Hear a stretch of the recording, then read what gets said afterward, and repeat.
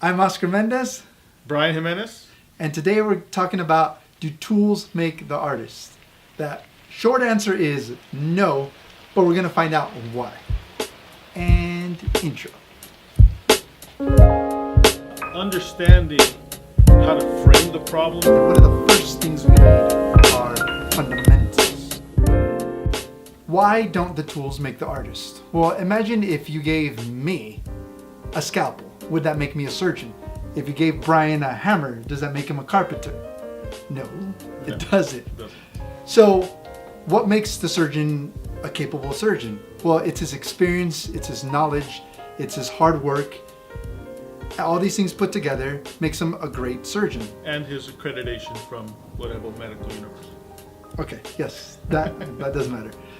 But for example, if you give regular person off the streets, if you give him Photoshop, if you give him Illustrator, the Adobe Creative Suite, does that make him an artist or a designer?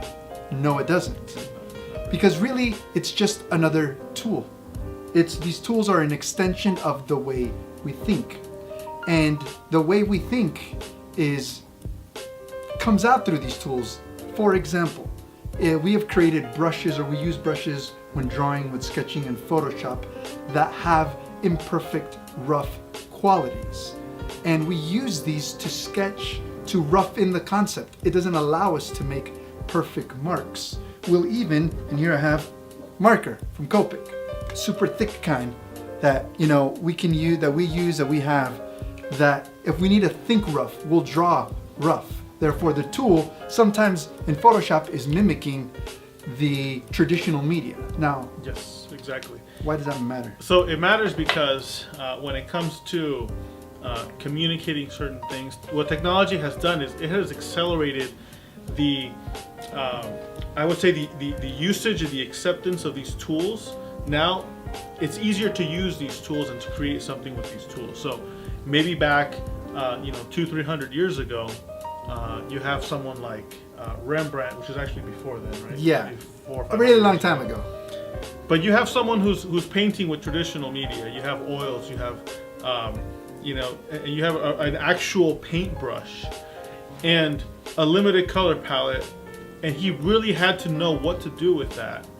And then they created these masterpieces. Yeah. Well, technology has allowed an easier access to these tools, but does it create masterpieces? Does it create things that are either aesthetically amazing or from a design or an artistic standpoint when it comes to commercial art, something that's business viable? Exactly. It won't equal success. It won't equal solution.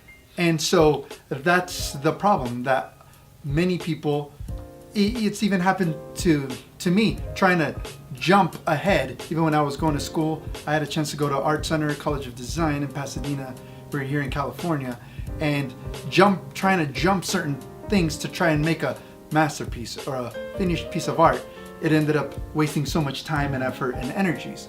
So that's why learning the fundamentals, the basics, will make a huge difference in our art. We're still taking classes on whether it be business to add to our, you could say, tool set. It could be online, other digital classes from a creative perspective that are always helping us learn a little bit more. And it all comes back to the fundamentals. Yes, because in the end, visual communication, at least from a commercial standpoint, is trying to figure out a solution for a business problem in a visual way. That's basically what designers and artists that work for any kind of commercial purpose, that's what we're doing. So what really matters is not so much the tool. The tool can help as an extension of what you know how to do. Yeah. So the real value comes in having ideas, having this innovation mentality, design thinking, telling good stories. Storytelling is a big one. These are the things that really matter.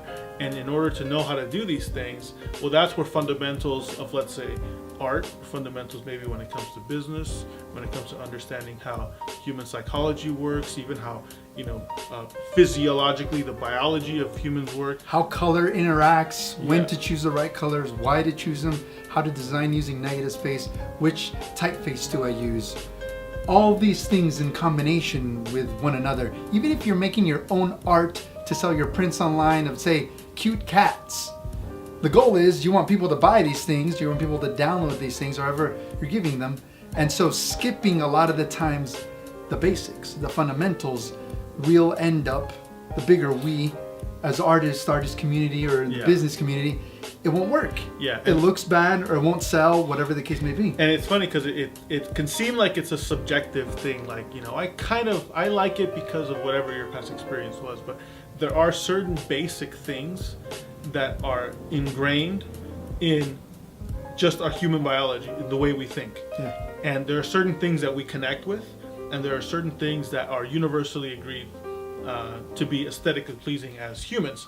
And these are the things that are part of the fundamentals that we recommend those who want to be artists and designers to be able to learn.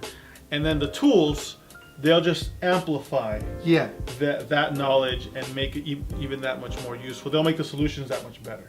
Yeah, and one thing that we are on the constant lookout is for tools that speak back to or imitate traditional media and the real world, because the real world has imperfections.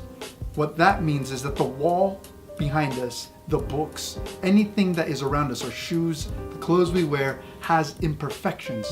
Therefore, when Bryan was saying that the things around us universally is appealing. I mean, take a look at a little baby. Little baby is cute, but do we know why he is cute? Do we understand the proportions? Do we know the way face works? It's understanding and learning these things about structure, about drawing, whatever the case may be, that then being able to paint or draw or design or create a poster, whatever the case may be, those things come into play. What is appeal? An appealing drawing. Things when I used to work at Disney, for example, it was something that I looked at and studied a lot. What makes a cute drawing? That's a whole topic for another day. But it's these kinds of things that really make a difference, and skipping any one of those things can hurt you. It hurts us when we try and skip them. So something to think about that. Yes, the tools make a difference, but they don't make the artist. Mm-hmm. So let us know what you think. Let us know what type of fundamentals you want to hear about. We're going to be doing episodes like this all the time. We do very regularly. We're going to talk about specific fundamentals, which type of things that we suggest reading. We're going to talk about books about art. We're going to talk about how art influences culture, how art and business connect, which is one of the big ones, because especially if you're trying to make a living as a creative, how do you adjust so that you can think the proper way when it comes to being a creative who understands something about business. And also, if you're a business looking for creative, how they can either make or break your business if they know, or maybe they've even skipped some of these fundamentals. Yeah. Certain things to watch out for. Choosing the right creatives is another big topic, and how making sure that someone that you're hiring out to do creative work and visual communication, how do you know that it's going to be effective? Do they even have the foundation to be able to judge whether on a communication science standpoint it's a viable solution for your business that keeps in mind the higher business objectives and all these types of things. So yeah, it's going to be it's going to be kind of nerdy sometimes. It's going to be fun. We're going to have music and confetti and balloons and guests. Yes, that's right. We're going to be having different artists of that all we're different be talking kinds, with. different industries. Yeah. Tell us about their experience, about their expertise, what we can learn from it, but what we can all learn from it. Yeah, so we're going to be talking with a few Well, people from these different companies. I almost said people that are from in the filmmaking industry, people that are illustration industry, people who are working for big companies, for animation. Yeah, so we'll stay tuned. We'll be having some cool things. Are you going to bring the balloons, or am I going to bring them? You'll bring the balloons. All right. We'll see you guys next time. All right. Thanks for joining us.